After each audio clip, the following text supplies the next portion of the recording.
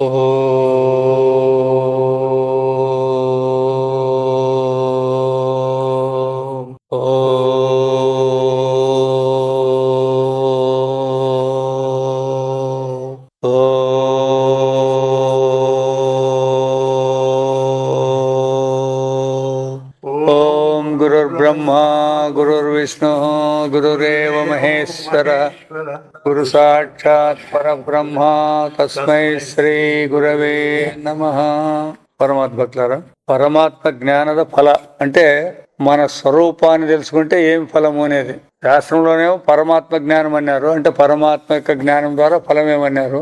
పరమాత్మ అంటే మనకంటే వేరు కాదు అని మనకు ఆ పరమాత్మ జ్ఞానం యొక్క ఫలం మనకి ఎట్లుంటుంది అనేదాన్ని మనం చెప్పుకుంటాం. దాన్ని ಬಹುಳ ಮಟ್ಟಿಗೆ ಜ್ಞಾನ ಹಾಗೂ ಜ್ಞಾನ ಫಲವಾದ ಮೋಕ್ಷವನ್ನು ಪ್ರಶಂಸೆ ಮಾಡಲಾಗಿದೆ. ಜ್ಞಾನಂ యొక్క ಫಲಾన్ని పొగడుతూ ఉంటుందన్నమాట. ప్రకృతవాద ఈ మంత్రಕ್ಕೆ 4 అర్థಗಳನ್ನು భాష్యకారులు కొట్టిరుతారే. అయితే ఈ పరమాత్మ జ్ఞానము పరమాత్మ జ్ఞాన ఫలం అనే దానికి ఆ వ్యాఖ్యలు భాష్యం రాసినటువంటి వాళ్ళు 4 అర్థాలు చెప్పినారనమాట. ಬ್ರಾಹ್ಮಣರು ಆಚರಿಸುವ ಉಪಕರ್ಮವೆಂಬ ನೈಮಿತ್ತಿಕ ಕರ್ಮದ ಸಂದರ್ಭದಲ್ಲಿ బ్రాహ్మణులు అనే వాళ్ళు చేస్తుంటారు అనమాట. ఇది అందరికీ ఉపాకర్మ అని మనకు సెలవులు కూడా ఇస్తాను మాకు స్కూల్లో. అప్పుడు ఆ ఉపాకర్మ అంటే జంధ్యం ఏదో వేసుకునే కర్మ అది వాళ్ళకి. కాబట్టి ఆ చెప్పేటప్పుడు కూడా ಈ ಮಂತ್ರ ಉಪಯೋಗಿಸ್ತಾರಂట. ಬ್ರಹ್ಮಯಜ್ಞದಲ್ಲಿ ಕೂಡ ಈ ಮಂತ್ರವನ್ನು ಬಳಸುತ್ತಾರೆ. ಅದರಿಂದ ಇದು ಚೆನ್ನಾಗಿ ವಿಚಾರ ಮಾಡತಕ್ಕ మంత్ర.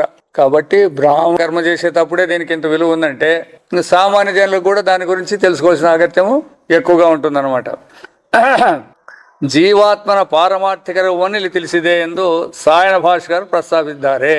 ఇప్పుడు జీవుడు అని మనం అందరం అంటున్నాం కదా. ఎవడు ఈ జీవుడు అనేవాడు? వీని యొక్క నిజస్వరూపం ఏమి? అది జీవుడు అని అందరూ అంటున్నారు, పిలుస్తున్నారు. మేము జీవులు అంటున్నారు. అరే మీరు జీవులు అంటున్నారు కదా, దాని యొక్క నిజస్వరూపం ఏమి? ఇప్పుడు మనం జంకాణం అంటున్నాము. ఈ జంకాణం యొక్క నిజస్వరూపం ఏమి? అయిపోయా. ఆలోచన చేయకూడదు. వ్యవహారంలో పేరు వేరే, దాని మూలం వేరే ఉంటుంది. మన వ్యవహారం అంతా కూడా అట్లే జరుగుతుంది అనమాట. మొత్తం ప్రపంచము అని అంటున్నాం. అయితే ప్రపంచం యొక్క పరమార్థమే ఎవరికి తెలియదు. అంటే నామరూపాలను పెట్టుకొని ఉపయోగిస్తాం కానీ ఆ నామరూపాలకు ఆధారం ఏమి అనేది మానవులై పుట్టిన తర్వాత ఏమి తెలుసుకోవాలంటే నన్ను జీవుడు అంటున్నారు కదా. నేను నిజంగా జీవుడేనా? జీవుని యొక్క మూలమేమి? దీని యొక్క నిజ స్వరూపం ఏమి? ఇది తెలుసుకునేదానికే ఇక్కడ ముఖ్యంగా ఎన్ని వేదాలు చెప్పినా ఉపనిషత్తులు ఏం చెప్పినా కూడా అంత దీని గురించే, నీ నిజస్వరూపాన్ని గురించి చెప్పేకొచ్చినాయి ఇవి. అయితే మనకెవరికి దీని మీద లెక్కలేదు. ఉపనిషత్తుల వ్యవహారంలో కర్మకాండ ఏమైనా ఉంటే దానికి విలువిస్తాండారే కానీ జనము. అయితే అవి ఏం చెప్పేకొచ్చినాయి, దాని ద్వారా ఏం మనం గుర్తించాలనే జ్ఞానం మాత్రం జనానికి లేదు. అందువలన ఆ జీవుడు అంటారు కదా, వాని యొక్క పరమార్థ స్వరూపం అనేది ఇక్కడ చెప్తుంది అనమాట. ಎಂದು సాయన భాస్కరాలు ప్రస్తావిస్తారే. ఈ విధంగా ఆయన భాష్యక ప్రశంస చేసిండు అనమాట. విచారం చేసి ఏం చెప్పినారు భాష్యంలో అని చెప్పి రాసిండేది. శ్వేతాస్వర ఉపనిషత్తಲ್ಲಿ ఈ మంత్రము ద్వాసుపర్ణ సమాన వృక్షే ఎంబ మంత్రగల. ఇప్పుడు ఇది కూడా ఎందుకు వచ్చింది? ఈ శ్వేతాస్వర ఉపనిషత్తులో కూడా మన ద్వాసుపర్ణ అన్నామన్నమాట. అంటే ఇద్దరు, జీవుడు పరమాత్మ, జీవాత్మ పరమాత్మ ఒకే చోట ఉంటారు. ఆ జీవాత్మ అనేవాడు కర్మ ఫలాన్ని అనుభవిస్తూ ఉంటాడు, పరమాత్మ దాన్ని చూస్తూ ఉంటాడు అని చెప్పినారు. అయితే జీవాత్మ పరమాత్మ వేరు అంటే వేరు కాదు. మరి ఏమి అంటే ఈ జీవాత్మ అనే వానికి దేహం నేను అని తగిలిస్తే ఆత్మకి జీవాత్మ అవుతాడు.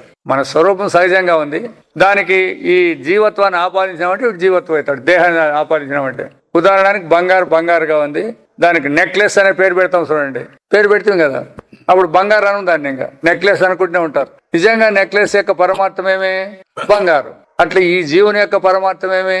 పరమాత్మ స్వరూపులు. మనం ఈ ఉపాధి ద్వారా, ఈ దేహం ద్వారా మనం మానవులు అనిపించుకొని జీవులు అనిపించుకుంటాడమే కానీ నిజంగా మనది అనేది ముఖ్యంగా తెలుసుకోవాలి.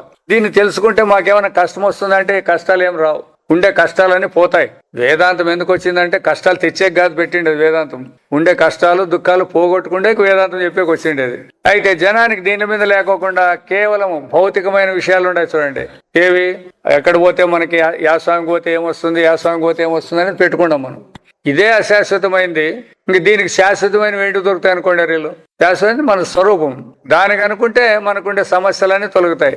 దాన్ని కనుక్కోకుండా దీనికోసం మీరు సమస్యలు ఎన్నాళ్ళున్నా కూడా మేము సమస్యల నుంచి విడిపడిపోతాము, మేము దుఃఖాల నుంచి బయటపడతాము, కష్టాల నుంచి బయటపడతాము అంటే 100,000,000 జన్మలు మీరు ఎత్తినా కూడా పడేయలేదు అని చెప్తుంది శాస్త్రం. స్వరూపాన్ని తెలుసుకుంటే మీకు శోకమోహ నివృత్తి. భగవద్గీత కూడా అదే చెప్పి అర్జునుడికి నేను చంపేవాడు వాళ్ళు సచ్చేవాళ్ళు అంటే నువ్వు చంపేవాడు కాదు వాళ్ళు సచ్చేవాళ్ళు కదా. పరమాత్మ స్వరూపాన్ని ఎవరు చంపుతారు? చంపేయలేదు. మరి ఇదంతా ఎందుకు ఏర్పడిందంటే మీరు విచారం చేసుకోలేదు. విచారం చేసుకుంటే మీకు తెలుస్తుంది నేను జీవుడా లేకపోతే పరమాత్మనా లేకపోతే పుట్టి సచ్చేవాడా అని మనకు తెలుస్తుంది. ఆ విచారం మన దగ్గర ఊరికి కానరాలే. వ్యవహారానికి కావాల్సిన సమాచారాన్ని సేకరించుకుంటాడమే కానీ పరమాత్మకు సంబంధించినటువంటి వ్యవహారాన్ని ఎవరెవరు పుట్టుకుముట్టుకునేటట్లు లేదన్నమాట. మనం అర్థమైనా వ్యవహారానికి మధ్యాహ్నానికి ఏం చేయాలా, రాత్రికి ఏం చేయాలా, రేపు పొద్దున ఏం చేయాలా, మన పిల్లలకి ఏం చేయాలి, ఇవే పట్టినాయి అందరికీ. కానీ అవును ఇదంతా సమాచారం సత్యమా కాదా, ఇది కేవలం స్వప్నతుల్యమని శాస్త్రాలు చెప్తాయి. మనం ఏం చేస్తాం, ఇదే జీవ లక్ష్యం అని మనం పెట్టుకున్నాం అనమాట. కాబట్టి జీవత్వాన్ని సక్రమంగా తెలుసుకోవాలని చెప్తున్నారు ఇక్కడ. ಈ ಮೃಚಃ ಎಂಬ ಶಬ್ದದಿಂದ సాంగవాద అపరావిద్యన్నెల్లే తెగదుಕೊಳ್ಳಬೇಕು. ఇక్కడ రుచః అని దీంట్లో చెప్పినారు కదా, ఏమంటే అపరావిద్య. ఈ అపరావిద్య అనేది పరావిద్య అనేది కూడా జనానికి తెలియదు. ఎంతమంది మనకు బోధలు చేసేకి వస్తాడారు కానీ స్వాములు ఎవరు ఈ అపరావిద్యని గురించి కానీ దీని యొక్క ప్రయోజనాన్ని గురించి కానీ లేదా పరావిద్యనేమి ఆ పరావిద్యని గురించి దాని ప్రయోజనాలు మాత్రం ఒక్కరు చెప్పేకి రాలేదు. ములాది లేకుండా చెప్పచ్చు, దీంట్లో ఏం కష్టమేం పడే పని లేదు. అందరూ కూడా అపరావిద్యకే విలువ ఇచ్చేసినారు. ఏదైతే అసత్యమో దానికి విలువ ఇచ్చేసినారు, ఏదైతే సత్యం ఉందో దాన్ని విడిచిపెట్టినారు. ಅದೇ చెప్తాడు ಅಪರಾವಿದ್ಯೆ అంటే ఏమనేది. అపరావిద్య ಅಂದರೆ ಏನು ಎಂಬುದನ್ನು ಮುಂಡಕೋಪನಿಷತ್ತಲ್ಲಿ ವಿವರಿಸಿದೆ. ಮುಂಡಕೋಪನಿಷత్తులో ఈ అపరావిద్యను కూడా చెప్పినాడు. ಅಲ್ಲಿ ತಿಳಿಸಿರುವಂತೆ ಋಗ್ವೇದಾది 4 ವೇದಗಳು అక్కడ చెప్పింది ఏం చెప్పినాడంటే 4 వేదాలు, వేదాంగగಳೆಲ್ಲವೂ ఇంకా వేదాలకు అంగాలు అవన్నీ ఉపనిషత్తులు కావచ్చు, ఛందస్సు కావచ్చు, వ్యాకరణం కావచ్చు, ఇవన్నీ ఏటేటివో ఉన్నాయి. బ్రహ్మసూత్రాలు ఉన్నాయి, భగవద్గీత ఉన్నాయి. ఇవన్నీ కూడా అపరావిద్యలు అడగవాగుతవే. అంటే ఏదైతే సత్యం కాదో విద్య, ఆ విద్యలో ఇవన్నీ అంతర్గతంగా ఉన్నాయి అని చెప్తుంది. ఇంత రుక్కుಗಳ ఆశ్రయవాద అక్షరದಲ್ಲಿ పోనీ ఇవన్నిటికీ ఆశ్రయం ఏది? ఈ వేదాలకి వేదాంగాలకి ఇవన్నిటికీ ఆశ్రయం ఏది? పరమాత్మ. చూడండి, ರುಕ್ಕುಗಳ ಆಶ್ರಯವಾದ ಅಕ್ಷರಲ್ಲಿ ಎಂದರೆ ಪರಬ್ರಹ್ಮದಲ್ಲಿ ಎಲ್ಲಾ ದೇವತೆಗಳು ಆಶ್ರಯವನ್ನು ಹೊಂದಿರುತ್ತಾರೆ.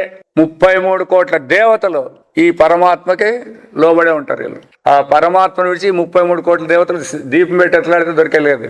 అయితే జనము పరమాత్మను విడిచిపెట్టినారు, ఇక వీళ్ళని పట్టుకొని ఎట్లాడుతున్నారు. ఎట్లా దొరుకుతుంది మనకి సత్యం దొరికేదానికి? దొరికేదానికి ఎట్లా సాధ్యమవుతుంది?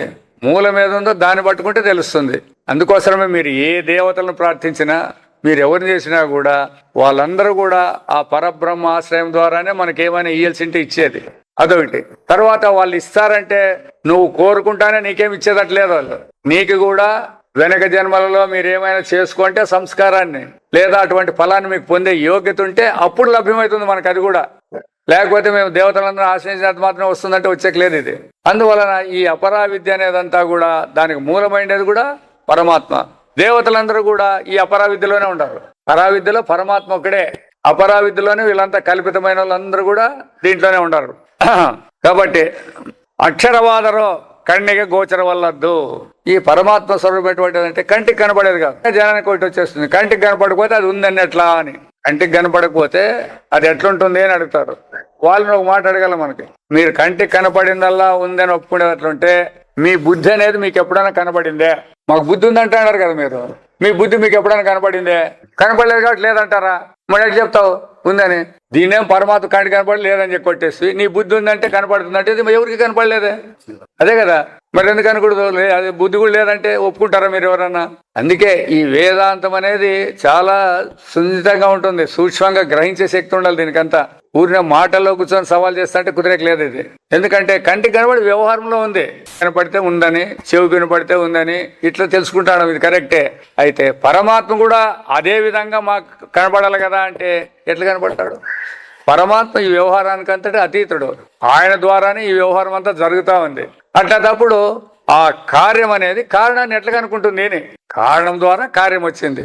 మట్టి ద్వారా కుండ ఉంది అనుకోండి, కుండ నేను మనం చూసొస్తానంటే ఎట్లా చూసొచ్చేది? అది అది అందువలన ఇక్కడ కూడా అంతే. ఆయన కంటికి కనపడేవాడు కాదు. ಮತ್ತೆ మరలేమి ಹಾಗೆಯೇ ಕೈಗಳಿಂದ ಗ್ರಹಿಸಲು ಬಾರದ್ದು, చేతితో పట్టుకునేకి లేదు. ಅದಕ್ಕೆ ಬಣ್ಣವಿಲ್ಲ, దానికి రంగు లేదు. కన్నుకి వెళ్ళిల్లా, చూడండి ఏంటంటే లేవు, చెవులు లేవంట, కళ్ళు లేవంట. మరి మీరు మొక్కుంటారు కదా, ఎవరు ఇచ్చేది మీకేం? ఇప్పుడు ఎవరినాలు దీన్ని చేతి ఆయన చెవులు లేవు, మీరు మాకు అది స్వామి ఇది స్వామి అంటారు, ఎట్లా ఇచ్చేది ఆయన పాపం? లాస్ట్ అదే. ఇప్పుడు శాస్త్రానికి కావాల్సిండేది ఇవి. కన్నుకి వెళ్ళిల్లా, కైగాలు చేతులు కాళ్ళు లేవు, అది నిత్యము సర్వగతవు అతి సూక్ష్మంగా ఇరువుతుడు. అయితే అదే అన్నిటికీ ఆధారం అంట. కాళ్ళు లేవు, చేతులు లేవు, కండ్లు లేవు, చెవులు లేవు, ఏం కంటికి కనపడదు, ఏమి కనపడదు. అయితే మీరు ఏదేదైతే ఉంది మేము ఉండాము అని అనుకున్నారు చూడండి, దీనికి అంతటికి కూడా ఆధారం అదే. దీనికి అంతటికి విభువు అంటే అతడే ఆ అధికారి. అతన్ని విడిస్తే ఇవన్నీ ఏవి కూడా ఉండడానికి లేదు. ఇంత అది అందుకే అతి సర్వగతవు అతి సూక్ష్మవు ఆగిరవదు. సర్వగతం అంటే ఇక్కడ ఉంది ఇక్కడ లేదని చూపించేకి ఎవరికి లేదు, అంతటా ఉంది. అయితే అది ఎట్లుందంటే సూక్ష్మము అంటాడు. సూక్ష్మం అంటే ఏమి చూడట్లే. ఎన్ని తూర్లు చెప్పినారంటే సూక్ష్మం అనే పదం చెప్పినా జ్ఞప్తికే పెట్టుకోలేదు, ఎవరు పెట్టుకోలేదు. అంతే. సూక్ష్మం అంటే ఇంద్రియాలకు తెలియబడేది కాదు అని అర్థం. అంతే అంతే, అదొక్కటే. మళ్ళీ ఏదో అంటాడు యోగమాయ సమవృత, అది విడిచిపెట్టు. ఇప్పుడు నీకు కావాల్సిండేదేమి? సూక్ష్మం అనే పదానికి అర్థమేమో అంటే ఇంద్రియాలతో తెలుసుకుంటే కాదు అన్నప్పుడు మనం ఏమంటాం, ఏ ప్రమాణాలు తెలియబడితే మా దగ్గర ఉండేది ప్రమాణాలే కదా, మాకు దానికే తెలియకపోతే మరి మేము తెలుసుకునేది ఎట్లా అని కూడా మీరు ప్రశ్న వేయచ్చు, దానికేం అనుమానం లేదు. అయితే శాస్త్రం ఏమంటుందంటే, మీరు ప్రమాణాలను మీరు తప్పు తెలివితో మేము ప్రమాణాల ఆధారంతో ఉండాలంటున్నారు కదా, మీరు కూడా పరమాత్మ స్వరూపులే, మీకందరికి కూడా నేరుగా ఉండే అనుభవం అనేది ఉంది.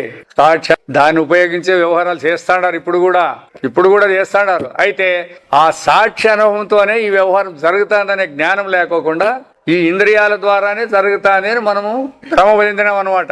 ఈ భ్రమను ఉడగొట్టేదే అంటే చూసేవాడు అనుకున్నాం అంతే. అదే వ్యవహారం దృష్టిలో అట్లే అనేది సాక్షి అనేది. ఇప్పుడు ఎందుకంటే ఈ వ్యవహారం అంతా జరుగుతుంది కదా, మాతో జరుగుతుందని మీరు అంటున్నారు కదా, మీతో జరుగుతుంది కదప్ప ఆయనతో జరుగుతుందని చూపించేకంతే అది. కాబట్టి సాక్షి అనుభవం అంటే ఏమి? సాక్షి అంటే చూసేవాడంటే చూసేవాడంటే ఏ విధంగా చూస్తాడు అని అనుకున్నావు, అదన చెప్పు. సాక్షి అంటే చూసేవాడు అంటే కరెక్ట్ ఒప్పుకుందాం. అంటే చూసేవాడు అని అనుకున్నారు. ఏమిటితో చూస్తాడు అని ఎప్పుడైనా ఆలోచన చేసినారా అని? అదే ఎందుకంటే మిగతా వ్యవహారంలో సాక్ష్యం రెండు ఉంటాయి, ఇట్లా ఎదురెదురు ఉంటాయి. సాక్షి వాడెవడో కొడతాడు, నేను ఇది చూస్తాను, కొట్టేవాడెవడు ఉన్నాడు, ఇది చూస్తాడు, ఇది సాక్ష్యం. దీనికి ఏం కావాలా? కండ్లు ఉండాలా, ఇవన్నీ ఉండాలి దీనికి. అయితే ఈ సాక్షికి కండ్లు లేవు, కాళ్ళు లేవు, చేతులు లేవు అని చెప్పినారు కదా, మరి ఎట్లా చూస్తాడు అన్నట్లయితే ఏ సాధనం లేకుండా నేరుగా సర్వాన్ని చూసేవాడు అని ఆయన పేరు. అది సాక్షిత్వం అంటే. అందుకే ఆయనకి సాక్షి అని పేరు పెట్టండి. మనకాడ చూసే సాక్షి అయితే ఆయనకి ఎందుకు పెట్టాలి ఆ పేరు? ఇంద్రియాలు ఉపయోగించుకొని చూసేవానికి అయితే పేరు పెట్టాల్సిన పనే ఉండే అని. సాక్షి అర్థమే నేరుగా చూసేవాడు, సాక్షాత్ ద్రష్ట సంజ్ఞాయం. అంటే మనము లౌకికంగా వాడినాము కాబట్టి సాక్షిని అక్కడ పొరపాటు పడుకోకుండా నేరుగా చూసేవాడు అని అర్థం చెప్తాండి. అది ఈ జీవునికి తెలుసుకోవాలంటే ఇవన్నీ ఉండాలా. ఏ ఒకటి లేకపోతే కన్ను లేకపోతే రూపాన్ని చూడలేడు, చెవి లేకపోతే శబ్దాన్ని లేడు, ముక్కు లేకపోతే వాసన చూసేకి లేదు. ఈ విధంగా వీని బతుకంతా ఇట్లుంటుంది. పరమాత్మకు అట్లేం కాదు. వీళ్ళ వ్యవహారం అంతా వీళ్ళు వచ్చేది కాదు, వీళ్ళతో కూడుకున్నటువంటి అవస్థ కూడా వచ్చిపోయేదని చూసేవాడు ఆయన. ఉన్నాము గుర్తుపట్టలేదు, అంతే. గుర్తుపట్టలేదు. ఇక్కడ గుర్తుపట్టేదే ఇప్పుడు మనకు తెలియజేస్తాండి. అది ఆ గుర్తుపట్టేదానికి ఏమిటి అడ్డం వస్తున్నాయి? ఆ గుర్తుపట్టేదానికి అడ్డం ఏమొస్తుందంటే నేను అనే అహంకారం, ఇవి ఇంద్రియాలు, ఇవే అడ్డం వస్తాండేది మనకి. కాబట్టి ఇవి కాదు అని దీన్ని తీసేసుకునేవాడు ఎవడైనా ఉంటే సులభంగా అర్థమవుతుంది. ఇవి అవే నేననే వానికి చాలా కష్టంగానే ఉంటుంది తెలుసుకోవాలనికి. బాగుంది, సాక్షాత్ దృష్ట బాగుంది. ಇಂಥ ಸರ್ವವ್ಯಾಪಕವು ನಿತ್ಯವಾಗಿರುವ ಬ್ರಹ್ಮದಲ್ಲಿ ಎಲ್ಲವೂ ಅಡಕವಾಗಿದೆ. కాబట్టి ఈయనలోనే సమస్తం ఉంది. అంతేకాదు అవ్యయవు భూతేనియ ಆಗಿರುವುದು, కరిగేది కాదు ఇది. అయితే అన్ని భూతాలకి ఇదే మూలం. పరమాత్మను విడిచి ఏ భూతాలు స్వతంత్రంగా ఉండేకి అవకాశమే లేదు అన్నప్పుడు జనం ఏం చేసుకుంటారంటే, సరే ఆయన ఆధారంతో మేమంతా ఉన్నామనుకుంటారు. అది పొరపాటు జరుగుతుంది ఇక్కడ. సమస్త ప్రపంచానికి పరమాత్మ ఆశ్రయము అని అంటానే ఏమనుకుంటారు జనము? ప్రపంచం అనేది ఒకటి ఉంది, దానికి మూలం ఈయన అనుకుంటారు. అవునా? సరే, ఇప్పుడు మూలం ప్రపంచం అంతా ఉంది, దీనికి మూలం ఉన్నారంటే ఇప్పుడు వస్తువులు ఒకటి ఉంటాయా రెండు ఉంటాయా? ఎట్లా? ప్రపంచం అనేది ఒకటి ఉంది, దానికి ఈయన మూలము అని అన్నప్పుడైతే రెండు అవుతాయి. అట్లా అనుకోకూడదు. ఇక్కడ కూడా అట్లేం లేదులే. వ్యవహారంలో అనుకున్నా కూడా చూడపా ఇది నెక్లెస్, దీనికి ఆశ్రయం బంగారు అని అంటారు అనుకోండి, రెండు ఉన్నాయా ఒకటే ఉన్నాయా? రెండు ఉన్నాయా ఒకటి ఉన్నాయా? చెప్తాను దాంట్లో కొంచెం గాలి ఉండే బంగారం దాన్ని ఇప్పుడు నెక్లెస్ ఆశ్రయం బంగారం అంటాం, అర్థమైన నెక్లెస్ ఆశ్రయం బంగారు అని అంటారు.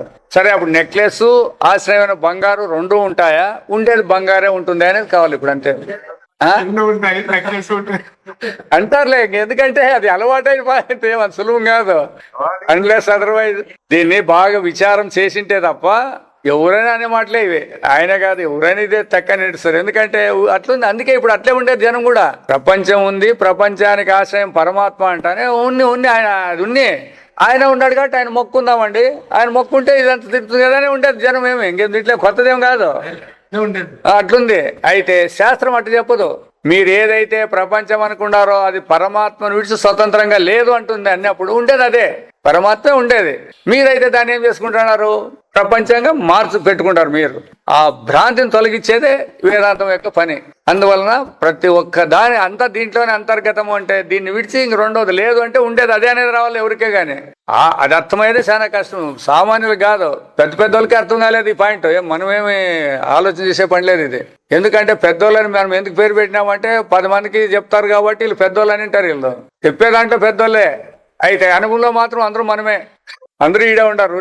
దానికి అనుభవంలో నిలబడలే ఎవరు కూడా. కాబట్టి జిజ్ఞాసులు కూడా అట్లే మొదటి పొరపాటు పడతారు. అయినా ఏం తొందర లేదంటుంది శాస్త్రం. కాబట్టి బ్రహ్మవన్ను అక్షరవంబెసరింద ఉపనిషత్తులు కరిదిదే. ఉపనిషత్తుల్లో కూడా అక్షరము అంటే నశించేది కాదు అని. అక్షరాలు అంటే మనం రాసే అక్షరాలు కాదు ఇవి. క్షరము అంటే నశించేది, అక్షరము అంటే నశింపనిది అని. కాబట్టి ఉపనిషత్తుల్లో కూడా ఈ పరమాత్మకి ఏమని పేరు పెట్టినారప్ప అంటే అక్షరం అనే పేరు పెట్టినారు. ఉదాహరణకి బృహదారణ కలి ఏ తద్వై తదక్షరం గార్గి అని చెప్తాడు. ఆ గార్గికి ప్రశ్న చేసేటప్పుడు చెప్తాడు అనమాట. ఏముండదు, ఎక్కడ ఉండాలంటే ఉండేదంతా ఇదే, అక్షరమే ఉండేదని ఆయన చెప్పేదనమాట. ఎవరు? ఆ యాజ్ఞవల్క్యుడు ఆ గార్గికి చెప్తాడనమాట. ఈమె ఎన్నో ప్రశ్నలు వేసుకుంటూ పోతా ఉంటుంది. ప్రశ్నలు ఎన్ని వేసినా కూడా లాస్ట్ సమాధానానికి వచ్చేసరికి ఉండేది ఆ పరమాత్మే, ఆ అక్షరమే అనే చెప్తాడు. ముండకదల్లి అది గమ్యతే ఎందు ఇదే. ఇవన్నీ కూడా ఏవే ఉండాయంటారో అవన్నీ దాంట్లోనే అంతర్గతంగానే ఉండాయి అని ముండకోపనిషత్తు కూడా అదే మాట చెప్తుంది. రుక్కులకు అక్షరకు ప్రతిపద్యవాద రూపవాద సంబంధం ఇదే. ఈ రుక్కులకు అంటే ఈ వేదాల్లో ఉన్నాయి కదా ఈ సమాచారాలన్నిటికీ, వీటికి తర్వాత అక్షరకు ఇవన్నీ దానికి కార్యం. ఇది బంగారు కారణము, ఇది బంగారు కార్యము. దీనికి ఏం సంబంధం ఉందని తెలుసాలి కదా మనకి. ఇప్పుడు ఈ యొక్క వేదాలన్నీ కూడా పరమాత్మలోనే ఉన్నాయని ఇంతకుముందు మనం చెప్పుకున్నాం. దీనికి సంబంధము ప్రతిపాదక, ప్రతిపాదించబడేది దానికి ప్రతిపాదించబడేదానికి మూలమైంది. ఈ భావరూపవాద సంబంధం ఇదే. ఆ సంబంధం ఉందన్నమాట. కారణము కార్యం అని మనం వ్యవహారంలో పెట్టుకున్నట్ల ప్రతిపాద్యము ప్రతిపాదకము అని ఉంటాయన్నమాట. ಈಗ ಎಲ್ಲಾ ವೇದಗಳಿಂದಲೂ అక్షర రూపవాద బ్రహ్మవే ತಿಳಿದುಬರುತ್ತದೆ. చదవండి, ఎన్ని ఉపనిషత్తులను చదవండి, ఏ పురాణాలు ఏవి చదివినప్పటికీ కూడా పరమాత్మ యొక్క విషయమే అక్కడ ఉండేది. అయితే చెప్పే వాళ్ళకి తెలియదు ఇంతోటి. న్యాయంగా అయితే ఏ పురాణాలు తీసుకొని ఏం చేసినా తెలిసి నింటే ప్రతిపాదన చేసి దీన్నే శాస్త్రం చెప్పిండేది అంటే పరమాత్మనే చెప్పిండేది.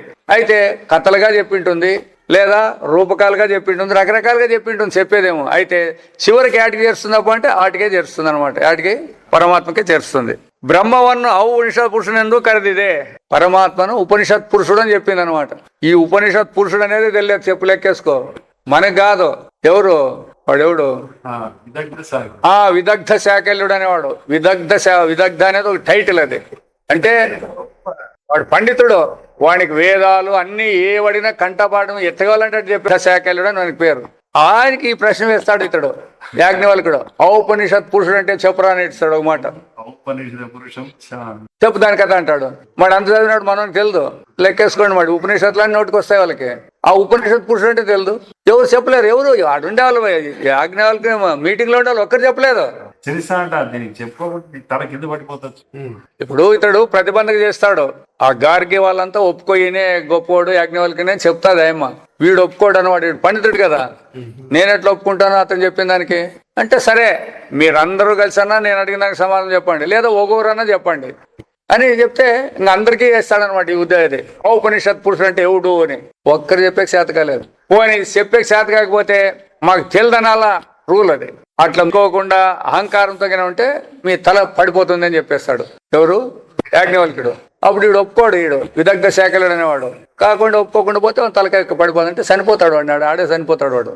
అది ఇంకా కొంచెం ఇంకా జనం కూడా ఇప్పుడు భయపడిపోతాను నీకు సభ ఏర్పాటు చేస్తే ఇట్లా అయిపోయాయని చెప్పి ఇంక వాడిని చితి పెట్టి పేల్చి కాల్ చేసి ఆ శివాన్ని ఎముకలన్నీ తీసి మూట కట్టి వాళ్ళ బంధువులు పంపిస్తాము, వాళ్ళు దినార్దన చేసుకుంటామని చెప్పి పంపిస్తాడు. సేవకులతో ఆ మూట కట్టి పంపిస్తాడు. దారిలో పోతుంటే అరణ్యంలో వీళ్ళు సేవకులు దాన్ని మూట ఎత్తుకొని కొంతమంది దొంగలు వీళ్ళు రాజస్థానానికి పోయినారు ఆయన ఏదో బహుమతి ఇచ్చినారని చెప్పి వాళ్ళని బాగా కొట్టి ఆ మూటని ఎవో తీసుకుపోతాయి. ఇప్పుడు పెళ్లిళ్ళు జరిగింటాయి అనుకోండి, పెళ్లిళ్ళ నుంచి పోయాడు ఏమన్నా తీసుకుపోతాడని కదా ఎవరికైనా అర్థం.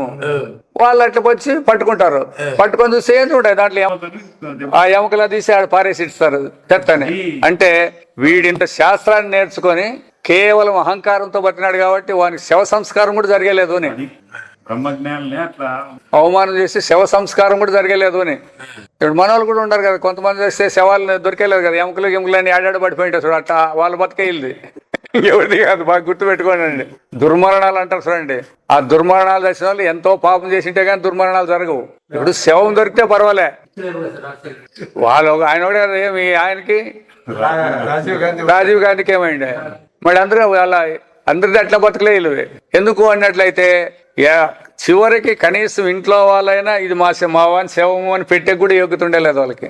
మరి దుడ్లు గిట్లు తక్కువ అంటే దుడ్లే ఆయన ప్రధాని ఈయన ముఖ్యమంత్రి, వీళ్ళు కూడా ఇద్దరు కోట్ల కొద్ది దుడ్లు కూడా సంపాదించినారు. ఇది ఎవరిని చేస్తే పూడ్చినారో ఏం కథ, ఇప్పుడు ఎవరు పూజ చేస్తున్నారో ఏం కథ వాళ్ళు. కాబట్టి అహంకారం అనేది ఎప్పుడు పనికిరాదు అని. పాండిత్యం ఉండొచ్చు నీకు, పాండిత్యం ఉండేదానికి ఇది తత్వానికి డిఫరెన్స్ అనమాట. కాబట్టి ಔಪನಿಷತ್ ಪುರುಷರು కూడా చెప్తారు, ಅಕ್ಷರ ಅದರಿಂದ ಬ್ರಹ್ಮವನ್ನು ಶಾಸ್ತ್ರವನಿ ಎಂದರೆ ಶಾಸ್ತ್ರ ಪ್ರಾಮಾಣಿಕವು కూడా ఎన్నుವರು. ఈ శాస్త్రాలకు కూడా ప్రమాణం పరమాత్మే. మనమేమి శాస్త్రం ప్రమాణము అని అంటాం మనం వ్యవహార దృష్టిలో. ఈ శాస్త్రాలన్నీ ఎక్కడ పుట్టినాయి? పరమాత్మ నుంచే పుట్టినాయి అనమాట ఇవి కూడా. అందుకే పరమాత్మను ఇవి నేరుగా తెలిపేయలేదు దీనికి, దూరం నుంచి ఇట్లా చూపించాల్సిందేవి, అంతేగాని ఇది అని మాత్రం చెప్పేయలేదు దీనికి కూడా. ఎట్లుంటాడు పరమాత్మ అంటే అప్పుడు ఇవన్నీ ప్రశ్నలు వస్తాయి. ఆయన కళ్ళు లేదు, చేతులు లేవు, ముక్కులు లేవు, మూతి లేదు, రంగులు లేవు అని ఇట్లే చెప్పేది. ఇది వేదాంతం ఎంతసేపు అన్నది చెప్పి శాస్త్రం ఇట్లే చెప్తుంది, కానీ ఇక ఇట్లుంటాడు అని చెప్పలేదు. లేవు, పరమాత్మ తెలిపేకి నేరుగా ఏ మార్గము లేదు. ఎందుకు లేదు అన్నట్లయితే అది తెలుసుకుంటే వాడి స్వరూపం కాబట్టి వానికి వేరే విధంగా చూపించేకి ఎట్లా వస్తుంది? ఇప్పుడు నిన్ను నువ్వు తెలుసుకోవాలంటే ఎదురుకొచ్చి నిలబడాలి కదా, నువ్వు నిలబడేకి సాధ్యమవుతుందే. అందుకోసమే అది ఎప్పుడు కూడా దృశ్యమయ్యేదానికి ఎట్టి పరిస్థితిలో కాదు, దృక్స్వరూపమే పరమాత్మ అనేది గుర్తుపెట్టుకోవాలి. ఇల్లు ಒಂದು శంక బరబగదు ఇట్లా చెప్పినప్పుడు ఒక అనుమానం రావచ్చు, ఉపనిషత్ భాగಗಳೇನೋ బ్రహ్మవన్నే తాత్పర్యం తెలుసులే. సరే, ఈ ఉపనిషత్తులన్నీ కూడా ఏం చెప్పేకొచ్చినాయి అంటే పరమాత్మ చెప్పేకొచ్చినాయని ఒప్పుకుందాం, మేము అది కూడా ఒప్పుకుంటాం. ಆದರೆ ಕರ್ಮಕಾಂಡ ರೂಪವಾದ ವೇದ ಭಾಗಕ್ಕೂ ಭಾಷ್ಯ ವಸ್ತುವಿನಲ್ಲೇ ತಾತ್ಪರ್ಯ ಎಂಬುದು ಬ್ರಹ್ಮ ವಸ್ತುವಿನಲ್ಲೇ ತಾತ್ಪರ್ಯ ಹೇಗೆ ಹೊಂದುತ್ತದೆ? ఇప్పుడు ఉపనిషత్తులేమో చెప్పినాయిలే పరమాత్మ అని కరెక్టే. కర్మ యజ్ఞాలు, యాగాలు, దానాలు, తపస్సులు ఇవన్నీ ఉన్నాయి కదా, దీనికి బ్రహ్మకి ఎట్టు పొందుతుంది? అది కూడా దాన్ని చెప్పినకి వచ్చినాయని ఎట్లా? ఇప్పుడు పని చేసేది కంటికి కాని వచ్చేది ఇది, అది కంటికి కాని రాదు అంటారు. ఇది సాధ్యం లేని వస్తువులు సాధించుకుంటే అంటారు. పరమాత్మ సిద్ధ వస్తువు అంటారు. ఎట్లా పొందుతుంది దీనికి దానికి? కర్మకాండకి బ్రహ్మకి ఎట్లా పోల్చి చెప్తారు మీరు సంబంధం ఉందని? కర్మకాండ కూడా వేదాల్లోనే వచ్చిండేది. ఆ వేదాలే పరమాత్మ చెప్పినాయంటారు, కర్మకాండని చెప్పినాయంటారు. ఎట్లా పొందుతుంది పరబ్రహ్మ స్వరూపానికి? పరబ్రహ్మ స్వరూపం నిరాకారం అంటారు. మళ్ళా నిరాకారం అయితే ఈ కర్మకాండ అంతా ఎక్కడి నుంచి వచ్చింది? యజ్ఞాలు చేయాలా, దానాలు చేయాలా, తపస్సు చేయాలా, ధర్మాలు చేయాలా అని ఇవన్నీ వచ్చినాయి కదా శాస్త్రంలో. మరి దీనికి దానికి ఏం సంబంధం ఉంది అని ఎందరే నిజ కరెక్టే. కర్మకాండవు యాగాది విషయాలను కురితే కర్మకాండ అంతా కూడా యజ్ఞాలని, యాగాల్ని, దానాల్ని, తపస్సుల గురించే ప్రతిపాదన చేస్తుంది. అయినప్పటికీ ಆ ಯೋಗಾದಿಗಳನ್ನು ಕೂಡ ಫಲಾಸೆ ಇಲ್ಲದೆ ಅನುಷ್ಠಾನ ಮಾಡಿದರೆ ಚಿತ್ತಶುದ್ಧಿ ಆಗುತ್ತದೆ. వ్యవహార దృష్టితో మీరు కర్మకాండ చేస్తే ఆ కర్మకాండకు తగిన ఫలం వస్తుంది, పుట్టి సచ్చేది ఉంటుంది. అట్లా కాకోకుండా ఎవరైనా యజ్ఞయాగాదులు, దానాలు చేసేటప్పుడు మాకు దీని యొక్క ప్రయోజనం ఆశించుకోకుండా నిష్కామంగా అని చెప్పినాం కదా ఇంతకుముందు, అట్లా ఎవరైనా చేసినట్లయితే వాళ్ళకి చిత్తశుద్ధి ఏర్పడుతుంది అని చెప్తుంది. చిత్తశుద్ధి అంటే ఏమి? మనకి చిత్తశుద్ధితో మేమందరం ఉండామంటారు. చిత్తశుద్ధి మనకు లేదు. కారణం ఏమంటే ఎప్పుడైతే విషయాలను మనం కోరినామో చిత్తశుద్ధి లేదు అని అర్థం. ఒకటే మాట అది. పరమాత్మను కోరితే చిత్తశుద్ధి ఉన్నట్ల. పరమాత్మ కావాలంటే మీకు చిత్తశుద్ధి ఉంది. పరమాత్మను విడిచి ఇంక ఏ విషయమన్నా కోరండి, మీరు ఎట్లా వాళ్ళన్నా కాండి చేయండి, చిత్తశుద్ధి లేదు అని అర్థం దానికి. ఎందుకంటే చిత్తశుద్ధి అనే ఒకటి, ఆత్మస్వరూపం అనే ఒకటి, రెండు అవి వేరు కాదు. ఆ పరమాత్మకే ఈ సంకల్ప వికల్పాలు జరుపుతుందనే ఆ పేరు పెట్టినారు. లేదా చింత చేస్తాడనే దానికి కానీ, అహంకరిస్తాడనే దానికి కానీ, నిశ్చయం చేస్తాడనే దానికి పేర్లు మనస్సు, బుద్ధి, చిత్తము, అహంకారం అని 4 పేర్లు పెట్టినారు. దేనికి? ఆత్మకే. ఆ పనులు చేస్తుందని పెట్టినారు, వీళ్ళు పెట్టుకుంటారు. అది ఆ పనులు ఇడిచిపెడితే ఏమవుతుంది? అది ఆత్మ అవుతుంది అనమాట. కాబట్టి మీరు కర్మకాండ చేసేటప్పుడు కూడా ఇదంతా నేను చేస్తాననే అహంకారం లేకుండా, ఫలాపేక్ష లేకుండా చేస్తే అవే యజ్ఞదానాలే. కర్మకాండనే మీకేం చేస్తుంది? చిత్తశుద్ధి చేస్తుంది. అది ఎప్పుడు అనంతర జ్ఞాననిಷ್ಠೆಗೆ ಯೋಗ್ಯತೆ ಉಂಟಾಗಿ ಜ್ಞಾನದ ಮೂಲಕ ಬ್ರಹ್ಮ ಪ್ರಾಪ್ತಿ ಆಗುವುದು. ఇది దానికి దీనికి ఏం సంబంధము? కర్మకాండకి బ్రహ్మకి ఏం సంబంధము అంటే, ఆ కర్మకాండను మీరు నిష్కామంగా చిత్తశుద్ధి ఏర్పడి అప్పుడు మీకు తత్వాన్ని తెలుసుకోవాలనేటువంటి జిజ్ఞాస కలుగుతుంది మనిషికి. ఇప్పుడంతా వ్యవహారం తెలుసుకోవాలనే జిజ్ఞాస ఉంది అందరికీ. ఎట్లా డబ్బు సంపాయాలా, ఏ విధంగా బతకాలనేది ఇట్లుంది ఇప్పుడు మనకి. ఎవరికి పరమాత్మ గురించి ఆలోచన ఎవరికి రాలే. కారణం ఏమంటే చిత్తశుద్ధి లేదు మనకి. ఎప్పుడైతే ఆ చిత్తశుద్ధి ఏర్పడిందంటే అప్పుడు ఈయనకి జ్ఞాననిష్ఠకి యోగ్యత అంటాడు, అంతేగా రాలే పూర్తి. అది వచ్చిన తర్వాత నీకు జ్ఞాన ప్రాప్తి, అర్హత వచ్చింది. అర్హత వచ్చినాక ప్రాప్తి అవుతుంది. ప్రాప్తి అయినాక నిష్ఠ, దాంట్లో నిలబడతాడు. అప్పుడు సర్వకర్మ సన్యాసం.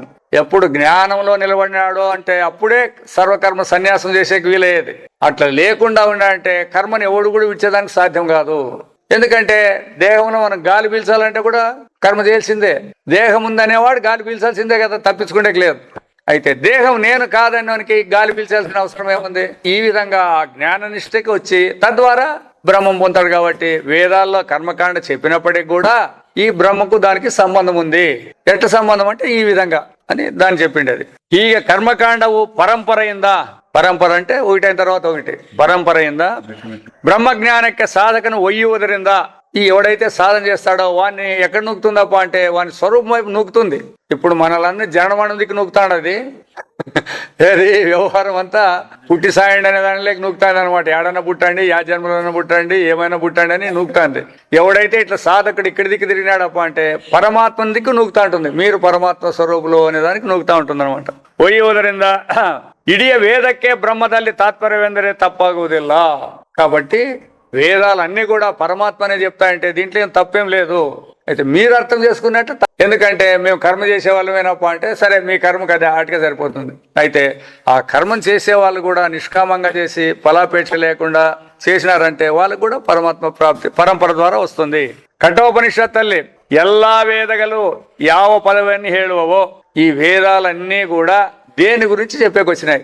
ఏ పదవి అంటే దేని గురించి, ఏ వస్తువుని గురించి చెప్పేకొచ్చినాయి? స్థానం ಎಂದು ತಿಳಿಸಲಾಗಿದೆ, చెప్పబడింది అనమాట.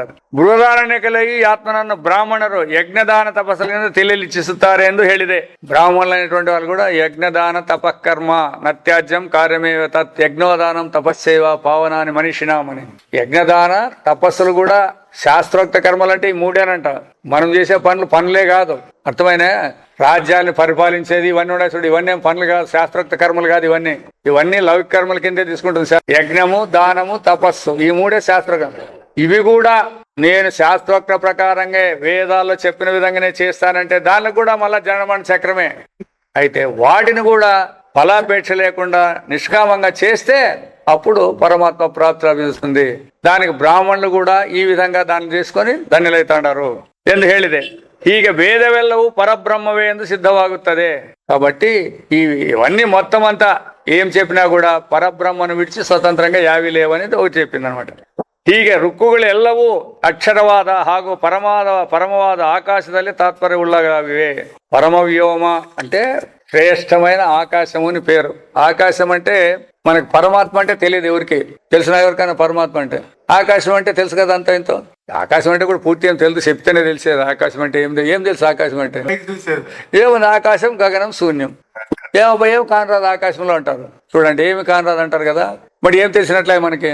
దాని ఆధారం ఎంత ఉంది? అన్ని బ్రహ్మాండాలు ఆకాశంలోనే ఉన్నాయి.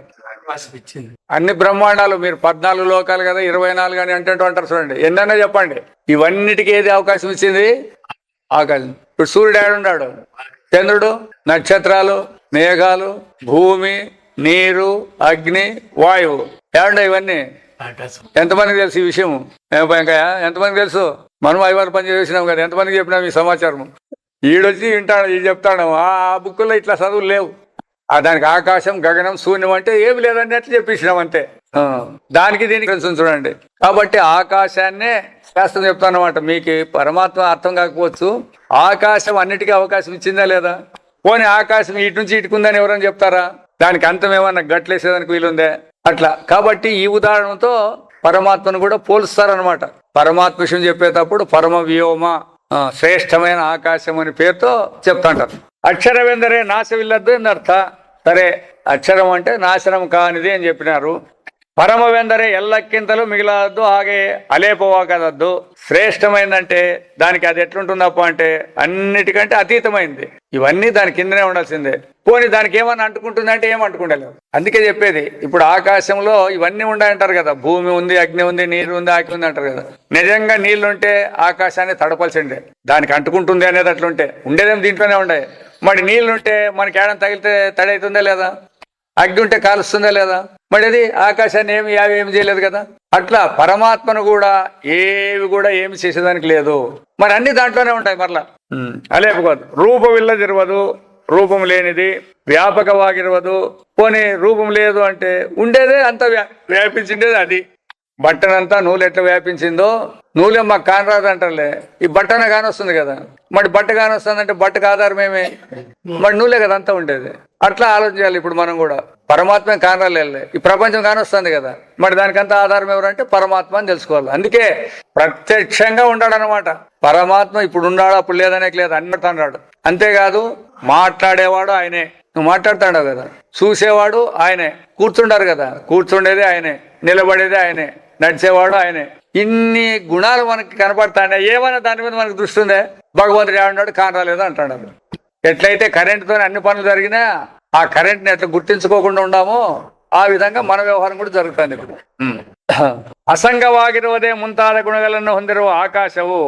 ఆకాశానికి అన్నిటికీ అవకాశం ఇచ్చినా, పంచభూతాల్లో మిగతా 4 భూతాలకు ఇచ్చినా కూడా దానికి ఏమైనా ఖర్చుకుండా ఏమన్నా ఏవి ఖర్చుకోకుండా విధంగానే ఆకాశం పరబ్రహ్మకే దృష్టాంత. అంతే. ఈ ఆకాశం అనే దాన్ని ఆ పరమాత్మకు దృష్టాంతంగా పోలిక చెప్తా ఉంటాం చూడండి, ఎవరికైనా అట్లా చెప్పిందనమాట. ಅದರಿಂದ ಶ್ರುತಿಯಲ್ಲಿ ಬ್ರಹ್ಮವನ್ನು ಆಕಾಶ ಶಬ್ದದಿಂದಲೇ దాని నుంచి ఆ దృష్టాంతాన్ని శృతులలో కూడా ఆ ఆకాశానికి పరమాత్మ అని చెప్తా ఉంటారు. ఆ పరబ్రహ్మದಲ್ಲಿ జగత్తెల్లవు కల్పితವಾಗಿರುವುದು. అది ఇంత చెప్పి ఏం చెప్పే, కల్పితం అంటే అది ఉండేదనే లేదనే? కల్పితం అనేది లేదు కదా. మరి కనపడుతుంది కదా, మరి లేనట్లు కనపడే తోపికే కానీ కనబడేదానికే తోపిక అనేది. ఇప్పుడు తోపిక అంటే కనపడుతుందని అర్థం. లేదు ఎట్లా కనపడే అని మరి లేదు కనపడకూడదు కదా మన రూల్స్ ప్రకారం. లేదు కనపడకూడదు కదా రూల్స్. కనపడుతుంది కదా, అట్లా ఇది నా కూడా కనపడచ్చు. కనపడకూడదనే నియమాలు లేవు. అయితే మన దృష్టి ఎట్లుందంటే ఉంటేనే కనపడాలా అనేది ఉంది. అనేది పెట్టుకుందాం. అదే తప్పులోనే, అదే సీక్రసీ. దాని యొక్క ఆ బుద్ధి నుంచి విడుదల చేసే శక్తి లేకుండా బుద్ధిని పెట్టుకొని వేదాంతం బోధ చేస్తాం. ఇంకెప్పుడు బయటపడతాం మనము? అనుభవాన్ని చూపించి వేదాంతం చెప్తే సులభంగా పట్టుకుంటారు, ఎవరైనా పట్టుకుంటారు. దానికేం కష్టమేం కాదు. ఇప్పుడు మిగతా వాళ్ళందరూ వాళ్ళు ఎట్ట ధన్యులైనారంటే వాళ్ళ అనుభవాన్ని పట్టుకొని టక్కనే ఎగిరిపోయినారు మనుషులు. అనుభవాన్ని పట్టుకోలేకోకుండా వాళ్ళు ఎన్నాళ్ళు నిన్నా కూడా ఇక్కడే ఉంటారు. వాళ్ళంతా ఒకే గురువు దగ్గరే వీళ్ళందరూ అభ్యాసం చేసినారు. అయినప్పటికీ కూడా కొంతమంది అనుభవాన్ని గుర్తించినారు, దాంట్లో ధనులైనారు. ఈ గుర్తించిన వాళ్ళందరూ కూడా ఇదే సత్యం అని పెట్టుకొని దీన్ని ఎమిడితో పట్టుకొని తిరుగుతున్నారు అనమాట. అందుకే దాన్ని పొందాలంటే మనకు సాధన చతుష్టయం ఉండాలా. ఆ సాధనలు అనేవి మన దగ్గర ఉంటే అది సరిపోతుంది. ఏం సాధనలు అంటే ఏమి? అవి ఒకటోటి మనకు చెప్పుకుంటూ వస్తాయి. దానిలే మనం ఉన్నట్లు పెట్టుకున్నాం. ఇప్పుడు మీ అందరికి కోపం ఉందా లేదంటే ఏమంటారు మీరు? కోపం ఉందా లేదా? ఎవరి దగ్గర కానలేదు, అందరూ బాగా మట్సంగా ఉండరు, ఏం గలట్ లేకుండా. కోపం ఉంటారు, అంత అల్లరి చేశారు కదా. గుర్తు పెట్టుకోండి. ఏం అట్లా మాట్లాడకూడదు. ఎట్లా అంటే అట్లా దీనికి రూల్స్ ఉండే. మీరు అనుకున్నట్లు ఏం జరగలేదు ఇక్కడ. అర్థమైనా? ఇప్పుడు మనం ఉండాము, ఇప్పుడు పోయి స్విచ్ చేస్తాం అనమాట. స్విచ్ చేస్తానే కరెంట్ వస్తుందా లేదా? అది ఉన్నింది స్విచ్ చేస్తే వచ్చిందా, లేకోకుండా వచ్చింది అప్పుడు. అట్లా మనలో కూడా ఉంది కోపం అనేది, లేకుండా ఏం పోలేదు. అది ఎప్పుడు వస్తుందంటే ఆ స్విచ్ అనేది పడాలి దానికి. ఆ సన్నివేశం అనేది ఒకటి వస్తుంది చూడండి. ఆ నిమిత్తం అనేది వస్తే అది ఉన్నట్టుకున్నట్లు బాగా మట్సం మాట్లాడే పోరా బుద్ధి లేదంటే లేస్తుందా లేదా? అది ఉంది రెడీగా, అది ఏమే అర్థం. ఇవన్నీ రెడీగా ఉన్నాయి. అయితే మనకేం చెప్తాము, మాకు అప్పుడు కోపం వచ్చా పాడారు, అప్పుడు కాదు, ఎప్పుడు ఉంది మన దగ్గర అది. అప్పుడేం కోపం రాదు, అది ఉంది, రెడీగా ఉంది. ఇది ఆ సన్నివేశాన్ని బట్టి వస్తుంది అంతే. అట్లా గుర్తుపెట్టుకోండి. అందుకే శాస్త్రం అంతా చాలా నిదానంగా చెప్పింది, దాన్ని మనం గుర్తించడం లేదు. ఊరిని వ్యవహారంలో మాట్లాడుతున్నాం, మనిషి వచ్చినట్లు మాట్లాడుకుంటున్నాం. బాగా ఒకటే కూర్చొని ఆలోచన చేయాలి ఇట్లాంటివన్నీ పాయింట్లు. నిజంగా నాకు కోపం లేదంటే మరి ఎందుకు వచ్చా? అది ఏడన్నా బయట ఏడన్నా కాపురం చేస్తుంది వచ్చేదానికి. నీలేకి వచ్చాక ఎందుకు వస్తుంది? అది మనలో స్టాక్ ఉంది. అది అయితే బహిర్గతం కాకుండా ఉంది. ఆ సన్నివేశం వచ్చినప్పుడు టక్కన సంతోషము అంతే, భయము అంతే, ప్రతి ఒక్కటి అంతే. చెప్తానమే గుణాలన్నీ, ఇవన్నీ కూడా అన్ని రెడీగా ఉంటాయి. ఇదంతా మరి ఎందుకు కానరాలేదంటే కల్పితం ఇవన్నీ, అప్పటికప్పుడు వచ్చేటి ఇవన్నీ అంతే. ఇవి స్వతంత్రంగా ఉన్నట్లు కనపడతాయి. ఉంటే మరి అది మన మీద యాక్షన్ చేయాలి కదా, చేయవు అట్లా. ఆ సమయం వచ్చినప్పుడు మాత్రము పనిచేసాక మొదలు పెడతాయి. ప్రపంచం అంతా కల్పితము అంటే మరి కనపడుతుంది కదా అంటారు వీళ్ళు. కనపడదని ఎవరు శాస్త్రం చెప్పలేదు. కాకపోతే అది కనపడిందే సత్యమా కాదా అనేది విచారం చేయాలి మనం ఇప్పుడు. ఎందుకంటే ఎండమావుల్లో నీళ్లు కనపడతాయి, ఆకాశంలో నీళ్ళ రంగు కనపడుతుంది, ఎండలో ఆ తలతల మెరిస్తే వెండి అని కూడా ఇవన్నీ కనపడతాయి, కనపడవని కాదు. అయితే సత్యాలా లేనివి కనపడుతున్నాయి. అదే ఇప్పుడు మన ప్రపంచం కూడా లేనిదే కనపడుతుందని చెప్పాకే ఇంత తకరారు. లేని దేహాలు ఉన్నట్లు కనపడుతున్నాయి మనకి, అవునా కదా? మరి సరే, మీరు ఈ దేహం ఉందంటారు కదా, పోనీ నిద్రలో ఉందా అంటే మీరేం చెప్తారు? మళ్ళీ మరి జాగ్రత్తలో ఉందంటారు, స్వప్నంలోనూ ఉందంటారు, నిద్రలో లేదు అంటారు. మరి యాది నమ్మాలా అని ఇప్పుడు మనం? దేహం ఉందనల్లా లేదనల్లా చెప్పండి, మీరే చెప్పండి. ఇప్పుడు లేదంటే తొందర లేదు, దేహం లేదనుకుంటే ధన్యులమే మనం. అదే కదా తకరారు వచ్చిండేది. వేదాంతం చెప్పేటప్పుడు లేదంటాం, బయటకు పోయినాక అప్పుడు కాదు సరుకు. వీడు చెప్పేది కాదు, బయటికి పోయినప్పుడు దేహం లేదంటే రైట్, నువ్వే దేవుడు. అదొక్కటే. అందుకే చెప్తు కదా, అంతా మన దగ్గర సరుకు పరబ్రహ్మ స్వరూపులే మనం. అయినా కూడా ఎందుకు మరిచినామప్ప అంటే ఆ సంస్కారం మనకు తక్కువైపోయింది. ఆ నిశ్చార్థం అనేది ఉంది, బుద్ధి అనేది, అది లేదు మనకు, దృఢంగా లేదు. ఈడేమో అందరూ ఒప్పుకుంటారు. వేదాంతం చెప్పేటప్పుడు అన్ని పాయింట్లు కూడా అని అంటారు, బయటికి పోయినప్పుడు మాత్రం దానిలో మాత్రం ఒప్పుకోరు అనమాట. కాబట్టి వేదగలు ಎಲ್ಲಾ ದೇವತೆಗಳು ಇದ್ದುಕೊಂಡಿರುವರು. వేదాలు ఉన్నాయి, దేవతలు కూడా అంతా పరబ్రహ్మలోనే ఉంటారు. ಮತ್ತು బ్రహ్మదల్లే ಒಂದಾಗಿ ಬಿಟ್ಟಿರುವರು అంటుంది. మళ్ళీ నెక్స్ట్ లేవప్ప అంతా ఒకటే. ఎన్ని ఆభరణాలు ఉన్నా బంగారులో ఏకమా అనేకమా? ఏకమా అనేకమా అని అంటే ఒకటే ఉందే అన్ని ఉన్నాయా అని అది రావాలి. అట్లనే ఇక్కడ కూడా ఇవన్నీ ఉన్నాయి, వేదాలు ఉన్నాయి, ప్రపంచం ఉంది, అంతా ఉంది అని చెప్పినారు కదా. పరమాత్మలో ఎట్లుంటుంది అంటే అది ఏకమే, విడివిడిగా లేదు. దేవతలు కూడా ఏకంగా ఉన్నాము, దేవతలతో కూడా ఏకంగా. దేవతలు, వేదాలు, ప్రపంచాలు ఏటైనా ఉన్నాయి, అన్ని పరమాత్మలో ఏకమే. సముద్రంలో నదులన్నీ ఏకం, అవునా కదా? బయట ఎన్న ఉన్నాయండి, సముద్రంలో చూపిమంటే ఆడ చూపిస్తారు, యా నదిని చూపిస్తారు మీరు? మనం కూడా ఏకంగా ఉన్నాము అందరూ.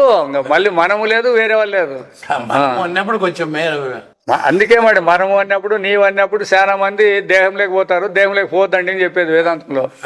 మనం అన్నప్పుడు గుంపులోకి వేసుకుంటాము, నీవు అన్నప్పుడు దేహం లేకపోతే తప్పియండి ఇంకా. అది తప్పించి పరమాత్మలోనే అంతే, అందరూ పరమాత్మ స్వరూపులే అనే భావంతోనే మనం వేదాంతం వినాలా. వ్యవహారం కూడా అట్లే చేసుకుంటూ పోయేది రావాలా. అది మన భగవంతుని అనుగ్రహం ఎవరెవరికి ఎట్లెట్టుందో మనం చెప్పేయలేదు. యావ దేవత ఆగలి, ఇది నండి బాగా. యావ దేవత అంటే మీరు ఏ దేవతనన్నా పూజ చేస్తుండొచ్చు.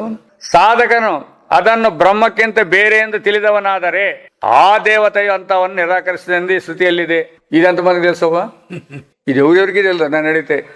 ఈ పొద్దు వింటే మనకు కూడా తెలుస్తుంది, లేకపోతే తెలుసు మాకు కూడా తెలియదు, ఎవరికి తెలుసు మనకి. ఇప్పుడు ఉండారు కదా, వెంకటేశ్వరుడు వేరే ఉన్నాడు, దేవుడు ఈశ్వరుడు వేరే ఉన్నాడు, అందరూ వేరే ఉన్నారు. ఎవరెందుకు వాళ్ళు మొక్కుంటున్నారు కదా. అట్లా అని మీరు అంటే వెంకటేశ్వరుడు కానీ, శివుడు కానీ, కృష్ణుడు కానీ, ఇంకో ఎవరన్నా కానీ, గణపతి కానీ, ఎవరన్నా కానీ బ్రహ్మ కంటే వేరు అని మీరు అనుకుంటే వాళ్ళు కూడా మిమ్మల్ని నిరాకరిస్తారంటే పనికి మనల్ని ఉండకూడదు. మమ్మల్ని పరిచ్ఛిన్నంగా చూసినారు కదా అనుకుంటారంట. అది చూడండి ఎంత పాయింట్ ఉందో దీంట్లో. అంటే అవి కూడా పరమాత్మ కంటే వేరు కాదనే భావంతోనే ఉండాలి మనము. అయితే మనకు అది లేదు, మా దేవుడు ఎక్కువ వాళ్ళ దేవుడు తక్కువ అని ఇట్లు పెట్టుకుంటారు అందరూ. అట్లా పెట్టుకుంటే ఆ దేవతలే వీళ్ళు నిరాకరిస్తారంటే వీళ్ళకి అనుగ్రహం హీరోనే. అందుకే మనం చేసే పనులన్నీ పొరపాటుగానే జరుగుతాయి. ఏమో మేము ఇన్ని చేసినప్పుడు మాకు కాలేదంటారు. మీరు చేసే పనే సరిగలేదు, మీ భావాలు సరిగా లేవు. భావాలు సరిగా లేకున్నప్పుడు ఎట్లా పొందుతుంది అది మనకి? కాబట్టి మీరు ఏ దేవతనైనా చేసినా కూడా పరబ్రహ్మం కంటే ఆ దేవత వేరు కాదనే భావంతో మీరు చేయండి. పరబ్రహ్మను మీరు తెలుసుకోలేదనుకోండి, తెలుసుకోకుండా కూడా పరబ్రహ్మం కంటే నేను పూజించే దేవత వేరే కాదు అంటే అప్పుడు వాళ్ళకి సంతోషం అంట. అట్లా లేకుండా పోతే ఆ పరబ్రహ్మమే వేరే మా దేవుడే వేరే అంటే వాళ్ళు కూడా మిమ్మల్ని దూరం చేసేస్తారు. శృతి ఎల్లిదే ఎట్లా ಹೇಗೆ ನಮ್ಮ ದೇಹವು ಬೇರೊಂದು ವಸ್ತುವನ್ನು ನಿರಾಕರಿಸುತ್ತೆ ಹಾಗೆಯೇ. ఉదాహరణ ఇదే.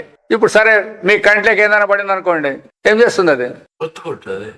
ఇదేమంటారే కదా శరీరం తొలగించంటారు. ఇప్పుడు నీకంటే వేరే ఏదైనా కలిసినావంటే దాన్ని కండ్లేకి పడిని, చెవులేకి పడిని, నోట్లేకి పడిని, ఏటికైనా పోని దాన్ని తీసేసి ఎవరికి ఇడిచలేదు కదా. ఇప్పుడు ఎవడైనా ఏదైనా మింగినాడు అనుకోండి, అట్లా ఇడిచి పెడతారా?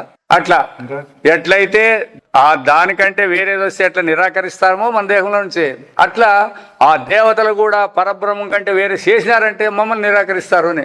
మీరు మాకు పనికిరాని వాళ్ళు పోండి అంటారండి. ఇప్పుడు ఉదాహరణ కూడా ఎంత నీట్గా చెప్పుకుంటూ వస్తారు చూడు. వేరే ఫారిన్ బాడీ అంటే వేరే కంట్లేకి పడిని, చెవులేకి ఏటికైనా పడిలేండి, అది తీసేసే వరకు మనకు నిద్ర వస్తుంది. అది నీ కాంతి యాదన్నా ఉన్నా కూడా దాన్ని తీసేసే వరకు ఇడిచిపెట్టమన్నమాట అట్లా. కాబట్టి ಹಾಗೆಯೇ ಬ್ರಹ್ಮಕ್ಕಿಂತ ಬೇರೆ ಎಂದು ತಿಳಿಯುವನನ್ನೇ ದೇವತೆಯು ನಿರಾಕರಿಸಿ ಬಿಡುತ್ತದೆ. ఎట్లయితే మనం దేవుని తీసేస్తామో, వీడు నన్ను బ్రహ్మ నుంచి పక్కేసినాడు, ఈయన కూడా నాకు సరిపోయేలని తీసి పారేస్తున్నట్టది. ಅದರಿಂದ ಬ್ರಹ್ಮದಲ್ಲಿ ಒಂದಾಗಿರುವ ದೇವತೆಗಳನ್ನು, కాబట్టి ఆ దేవతలందరూ కూడా పరమాత్మను విడిచి స్వతంత్రంగా లేరు. బ్రహ్మాత్మనన్నాగియే కండు, వాళ్ళు కూడా పరమాత్మ స్వరూపులనే కనుకొని ఆరాధన జపయాగాదిಗಳಿಂದ తృప్తిಗೊಳಿಸಬೇಕು. ఈ పొద్దుంటుందా చేయండి. అట్లా మీరు ఆ దేవునన్నా పూజించండి, ఈశ్వరుడికన్నా పోండి, ఇంకో గుడికన్నా పోండి, ఏటికన్నా పోండి, పరమాత్మ అనే భావంతోనే చేయాలి. ఇంకా అట్లా కాకోకుండా ఈశ్వరుడు వేరే పరమాత్మ వేరే అన్నారంటే పైసలు మనకేం బాహ్య పనులు కూడా జరిగేదానికి వీల్లేదు. ಅದನ್ನೇ విశ్వదేవ నిషేధం అని తెలిసిదే. సమస్త దేవ పరమాత్మ స్వరూపులే, ఎంతమంది ఉండారో అందరూ కూడా అని చెప్పేసింది. ಈಗ బ్రహ్మజ్ఞానದ మహిమను తెలుసుతారే. ఇప్పుడు ఈ బ్రహ్మజ్ఞానం యొక్క మహిమ, ఇంతవరకు బ్రహ్మజ్ఞానాన్ని గురించి చెప్పినారు, పరమాత్మ గురించి. ఇప్పుడు ఈ బ్రహ్మజ్ఞానం యొక్క శక్తి ఏమి? ಯಾವ మనుష్యను ఈ సర్వాత్మ పరబ్రహ్మను అర్థిల్లవో, ఎవడైతే ఈ విధంగా పరమాత్మ స్వరూపాన్ని తెలియలేదో, ఎందరే దేవతలకు, రుక్కులకు, యజ్ఞాది కర్మలకు, ఇడీ ప్రపంచకు ఆత్మనాగిద్దుకొండు. చూడండి, సామాన్యమైన వాళ్ళు ఆ విషయం మాకు తెలుసు, ఈ విషయం మాకు తెలుసు అంటారు కదా. మరి సమస్త దేవతలకి ప్రపంచాలకి అన్నిటికి కూడా ఆధారమైన పరమాత్మ ఉన్నాడే. ఈయన మాకు తెలియదంటే ఇంకేం తెలిసినట్లు మనకి? ఇప్పుడు పరమాత్మ అంటే మాకు తెలియదు అంటారు ఎవరు, అందరూ అంటారు అన్నమాట. చదువుకున్న వాళ్ళు, చదువుకోకున్న వాళ్ళు అందరూ అంటారు పరమాత్మ అంటే ఎట్లుంటాడప్ప, మాకు ఈ దేవుడు అంటే తెలుస్తుంది అట్లా ఇట్లా అని చెప్తారు. మరి అంత అటువంటి వాడినే తెలియలేదంటే ఆయా ದೇವತೆಗಳು ತಿಳಿದಾಗ ಈ ಆತ್ಮನ ತಿಳ್ಕೊಂಡ್ಲು ಅವನು ರುಕ್ಕುಗಳಿಂದ ಏನನ್ನು సాధించాను. వాడు వేదాలే చదివినాడు, కంఠపాఠం చేసినాడు, అన్ని ఉపనిషత్తులు కంఠపాఠం, బ్రహ్మ సూత్రాలు కంఠపాఠం, భగవద్గీత కంఠపాఠం, భాగవతము అన్ని కంఠపాఠాలే. ఏం తెలుసుకున్నట్లే ఇప్పుడు? ఈ వేదాలు ఇవన్నీ పరమాత్మ స్వరూపం అనేది గుర్తించుకోకుండా, దేవతలంతా పరమాత్మను గుర్తించుకోకుండా ఇవన్నీ తెలుసుకుంటే ఏం తెలుసుకున్నట్లా అని. అందుకే ఆ బ్రహ్మదేవుడు పోయి 64 విద్యలు నాకు వచ్చాయంటే పోయా, అవన్నీ నీకేం పనికొరాని అని చెప్పినారు వాళ్ళు, ఒకటే మాట చెప్పినారు. ఎందుకు జ్ఞానವನ್ನು స్థుతిసిదే. కాబట్టి జ్ఞానాన్ని పొందితే వీటికి విలువ ఉంది, కానీ జ్ఞానాన్ని పొందకపోతే వీటికి విలువే లేదు. ఎన్ని నేర్చుకున్నా ಮುಂತಾದ శబ్దజాలం ಯಾರನ್ನು కృతకృతనాక ಮಾಡುವುದಿಲ್ಲ. ఈ శబ్దజాపాఠం చేసి మాట్లాడుతుంటారే, ఇవన్నీ నోటికి వచ్చినట్ల. అబ్బా ఏం చెప్తాడా ఆయన, ఊరినే మాట్లాడితే చేస్తే ఎట్లయితే అనర్గళంగా వస్తుంటుంది అంటారు చూడు. రాని శబ్దజాలం అంటాడు, అంటే శబ్దం యొక్క సమూహం అంటాడు, లేదా వల అంటాడు. శబ్దం యొక్క వల, జాలము అంటే ఏం ప్రయోజనం ఉండలేదు అతనికి. అంతా సరే, అంత చెప్పినావు కదా, నువ్వెవరు అంటే ఏం చెప్పాలి కదా. ఇంతోటి చెప్తావు కదా, నువ్వు అంటే ఏం చెప్తాడు మళ్ళా ఆయన. ఆ పెద్ద పండితుని పోయి నువ్వు ఎవరప్ప అంటే ఆయన చెప్తాడు, ఏమప్పా నా పేరు ఫలాంది, ఇగో ఈ దేహం నేను అంటాడు, ఇంకేమన్నా అంటాడా? మీరేమంటారు? మీరు అదే అంటారు. మరి ఇప్పుడు ఆయనకి మీకు ఏం భేదం వచ్చింది? శబ్దాలు చెప్పేది ఆయనకు వచ్చు, మిగతా దాంట్లో ఇద్దరు ఒకటే సాటే ఉండవు. అజ్ఞానంలో ఏడుండాలో, సామాన్యులు ఏడుండారో వాళ్ళు కూడా ఆడే ఉండారు. అది గుర్తించాల్సిండేది. అధ్యయనం నేర్చుకునేది ఉండొచ్చు, అధ్యయనం ఉండొచ్చు. అధ్యయనం, క్రమ, ఘనపాఠకలు, శ్రవత కర్మగల విజ్ఞాన చెప్తారు చూడండి. ఇప్పుడు ఈ కర్మకాండ చేసే వాళ్ళందరూ చెప్తాంటారు కదా మనకి, ఆయన పండితుడబ్బా, ఆయన పిలిపియాలా, ఆయనకి 10,000 ఇస్తే కానీ రాడంట యజ్ఞాలు చేసే కంటే. ఆ యజ్ఞం 10,000 ఇస్తే ఆయన చేసుకునే కూడా ఆయనకేం తెలుసు? ఆయనకేం తెలుసు? ఈ శాస్త్రం ఇది కర్మ చేసేది తెలుసు, కానీ కర్మ ఫలమేమో ఆయనకి తెలియదు. ఎందుకంటే దీంట్లో ఫలమే తెలిసి ఇది పరమాత్మ స్వరూపం అంటే వాళ్ళు కూడా ఏం దుడ్లన్నీ నోటి తీసుకోరు. అది బాగా గుర్తుపెట్టుకోండి అండి. దీని ఫలం ఏమి అని తెలిసినాక దీనికి డబ్బులు ఆశిస్తే ఎట్లా ఆశిస్తారు? అంతే. భగవంతుడు నాకు ఇది ఇచ్చేసినాడు, ఈ విద్య ఇచ్చినాడు కాబట్టి దీన్ని నేను ఉపయోగించాలంటాడు ఆయన, అంతే. అందుకే వేదాంతానికి కానీ దీనికి ఏడా కానీ దుడ్లు తీసుకుంటామంటే అంతే. తీసుకోకూడదని కాదు, తీసుకుంటారు. అయితే దాని ఫలం అల్పము ఉంటుంది, అంతే. కాబట్టి వీళ్ళు ఘనాపాటీలు అంటారు వీళ్ళందరినీ. శ్రౌత కర్మగల విఘ్న వేదాలలో ఎట్లా చెప్పింటే అట్లా చూసా తప్పకుండా చేస్తారు వీళ్ళు. ఒక యజ్ఞం చేయాలంటే, ఒక వ్రతం చేయాలంటే అన్ని మీరు తెచ్చినారా లేదా, 9 వస్తువులు తెచ్చినారా లేదా, ఆ వస్తువులు ఎవరెవరు ఆయా దేవునికి వెళ్ళా, ఇట్లాంటివన్నీ బాగా తెలుసు వాళ్ళకి. చేసినప్పటికి కూడా ఇవెల్లవూ ఇద్దరు ఇవన్నీ ఉండదు ఆయన దగ్గర. ఆత్మజ్ఞాన విల్లవాదరే వ్యర్థమేంద అభిప్రాయం. చెప్పండి, ఇప్పుడు చెప్పుకోండి మరి ఎవరెవరు ఏమేమి నేర్చుకోవాలా, దేన్ని తెలుసుకోవాలనేది మనకు కావాలి ఇప్పుడు జ్ఞానం. అవి నేర్చుకుంటేనే శానం మేలేమో, అవి నేర్చుకుంటేనేమో మనం పైకి పోతామో. పైకి ఏం పోయలేదు, అందరూ ఇక్కడ తిరుగుతాండాల్సిందే. వాళ్ళు తిరుగుతాల్సిందే జనమని చక్రంలో, మనము చక్రంలో తిరుగుతాండాల్సిందే, పడాల్సిందే పైకి పోయిన వాళ్ళు. ఇంకా ఏమి మనమన్నా ఏమి తెలియదు కాబట్టి కొన్ని మోసాలు అవి చేసిండొచ్చు. వాళ్ళకి అన్ని తెలిసినా కూడా మోసాలు జరుగుతుంటాయి. ఇవి అది ఇంకా పెద్ద దెబ్బలి, పనిష్మెంట్ ఎక్కువ ఉంటుంది వాళ్ళకి. గీత ఎల్లియు వేదాధ్యయన యజ్ఞ ధ్యాన పరమాత్మను దొరకవదిలేందు తెలిసిదే. యజ్ఞ నా దాన నా తపస్సు అని అవన్నీ వస్తాయి కదా, సూత అవన్నీ పేర్లు, అవన్నీ చేసినా కూడా పరమాత్మ దొరకదని భగవద్గీతలో కూడా చెప్పింది అనమాట. ಆದರೆ వేదాధ్యయనాలు గల వ్యర్థమెందు భావిస్తవారదు. అయితే పనికి రావు అని ఇడిచిపెట్టద్దండి. ఎట్లా పనికి రావు అంటే వాటిని వాటి కోసమే ఉపయోగిస్తే పనికి రావాలి, పరమాత్మ కోసం దాన్ని ఉపయోగిస్తే పనికి వస్తాయి. అది ఉండేది. ఇప్పుడు పూలు ఉంటాయి కదా, పూలు మేము నెత్తిలో పెట్టుకుంటామంటే అది అంత ప్రయోజనం కాదు. అదే దేవునికి పోయి పూలు పెడితే దాని ప్రయోజనం వేరే. అర్థమైనా? అట్లా ఈ యజ్ఞదాన తపస్సుల ద్వారా పరమాత్మ జ్ఞానం తెలియదు అంటానే ఇడిచిపెట్టేది మేలు కదా అనద్దండి. దాంట్లోని భగవత్ ప్రీత్యర్థం చేసినట్లయితే సులభంగా పోవచ్చు, మనం ముందుకు బిర్యానీ పోవచ్చు అనమాట. మిగతా వాళ్ళకంటే కూడా త్వరగా పోయేదానికి అభిప్రాయం ఉంటుంది. ಆದರೆ ನಹಿ ನಿಂದ ಎಂಬ ನ್ಯಾಯದಂತೆ ದೇನು ಕೂಡ ಇಲ್ಲಿರುವ ನಿಂದೆಯು ಪರಮ ಜ್ಞಾನವನ್ನು ಹೊಗಳುವುದಕ್ಕಾಗಿ ಬಂದಿದೆ ಹೊರತು ನಿಂದದಲ್ಲಿಯೇ ತಾತ್ಪರ್ಯವಿಲ್ಲ. ఈయన చాలా మంచోడు అంటే వాళ్ళు తిట్టినట్లని కాదు, అర్థమైనా? ఆయనకంటే చాలా మంచోడు అంటే ఏం చెప్పినట్లా ఇక్కడ ఈయనలో ఉండే మంచితనాన్ని చెప్పినట్లు, అంతేగాని ఆయన తిట్టినట్లు కాదు అని. అట్లా ఈ దీనిలో కూడా పనికి రాలేదు అంటే తిట్టద్దండి, అట్లా కాదు. జ్ఞానం అన్నిటికంటే ఎక్కువైనది, ఉన్నతమైనదని చెప్పేదానికి, స్తుతి చేసేకి వాటి నుంచి ప్రయోజనం లేదు అని చెప్పింది అంతే. పరబ్రజ్ఞానం ಹೊಗಳುವುದಕ್ಕಾಗಿ ಬಂದಿದೆ ಹೊರತು ನಿಂದದಲ್ಲಿಯೇ ತಾತ್ಪರ್ಯವಿಲ್ಲ. నిందించేకే ఇది రాలే. వేదాధ్యయనం ಮಾಡಿದವನು, ఈ వేదాలను అధ్యయనం చేసిన వాడు, ಋಗಾದಿ ಪ್ರತಿಪಾದ್ಯವಾದ ದೇವತೆಗಳ ನಿಜ ಸ್ವರೂಪನು ವೇದ ಯಜ್ಞಾದಿಗಳೆಲ್ಲವೂ ಪರಮಾತ್ಮನಲ್ಲೇ ಪರಮೆಂಬನು ಆ ಪರಮಾತ್ಮನು పరమయోగునెందు తెలియಬೇಕು ಎಂದು అభిప్రాయ. అదే ఈ వేదాల అధ్యయనం చేసి చెప్పేది కాదు ప్రధానం. మాకు 4 వేదాలు వస్తాయి, మేము చతుర్వేది, మేము ద్వివేది, త్రివేది అని అంటారు చూడండి. ఆ వేదాలు నేర్చుకునే వాళ్ళకి ఆ పేర్లు ద్వివేది, చతుర్వేది, త్రివేది అనే పేర్లు.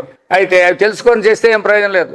ఈ వేదాల యొక్క వ్యవహారం అంతా కూడా పరమాత్మను ఆశ్రయించి పరమాత్మ కంటే భిన్నము లేదని వాడు గుర్తిస్తే వేదాలు నేర్చుకుందానికి ప్రయోజనం. అట్లే లేకుండా ఊరినే వేదాలు నాకు నోటుకొచ్చు, వేదాలు చెప్తాము అన్నట్లయితే వానికి కూడా ఏం ప్రయోజనం ఉండలేదు.